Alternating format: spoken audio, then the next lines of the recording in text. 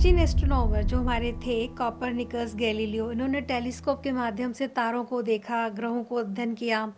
इसके बाद और भी एस्ट्रोनॉमर आते रहे और रिसर्च होती रही।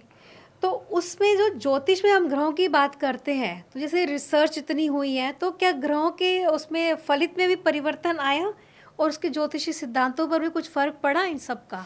देखिए, पृथ्वी तो पहले भी घूम रही थी, हाँ जी। गैलीलियो से पहले घूम रही थी। पर पहले हुआ कि पृथ्वी चपटी नहीं है, फिर रिसर्च घूम में तो पृथ्वी रही थी, चपटी है। हाँ घूम जी। तो रही थी, जी जी मान्यता अलग है, जी मान्यता लोगों की अलग, घूम तो रही थी।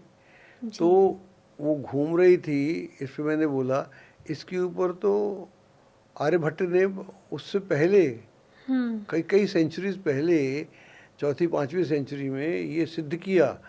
लेकिन आर्यभट्ट और ब्रह्मभट्ट में एक आना होने के कारण तो ये बात जो एक्सेप्टेंस होनी चाहिए थी वो नहीं हुई। फिर हमारा देश गुलाम होता चला गया, कभी मुसलमान आए, मुगल आए, कभी ये आए। तो उन लोगों ने, जब भी आप किसी देश को गुलाम करते हैं, ये गुलाम होता है, तो सबसे पहले आप उसके इतिहास पर, उसकी एजुकेशन पर अटैक करते हैं। तो जो आपके जो विश्वास है उसको तोड़ते हैं। तो विश्वास को तोड़ने का तरीका कैसे क्या हो सकता है कि आप उनकी जनरेशन को स्पॉइल कर दें। जनरेशन को स्पॉइल करने के लिए आप उनकी एजुकेशन का सत्यानाश कर देते हैं।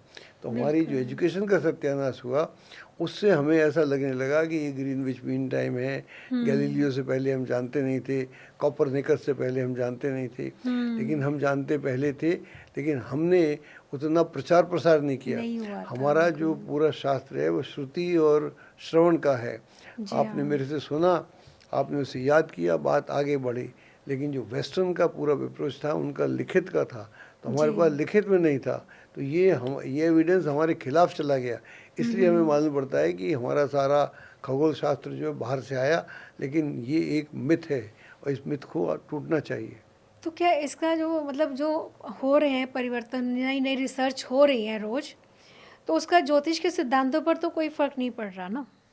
मैंने जो भी नए नए परिवर्तन आकाश में होते हैं, जैसे अभी बृहस्पति जो है 2025 मई से लेकर 2033 तक, जी हाँ। और 2036 से लेकर 2043 तक अतिचारी रहेगा 16 वर्ष।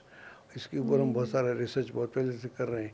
तो ये जो आकाश में बड़ा भारी परिवर्तन है, इससे पहले पिछले 1000 साल में ऐसा नहीं हुआ। सर, आपने बताया कि महाभारत काल में हुआ था ऐसा, एक बार महाभारत काल में उल्टा हुआ था। महाभारत काल में बृहस्पति वक्री हुआ था 6 साल तक, उसका मोशन स्लो हो गया था।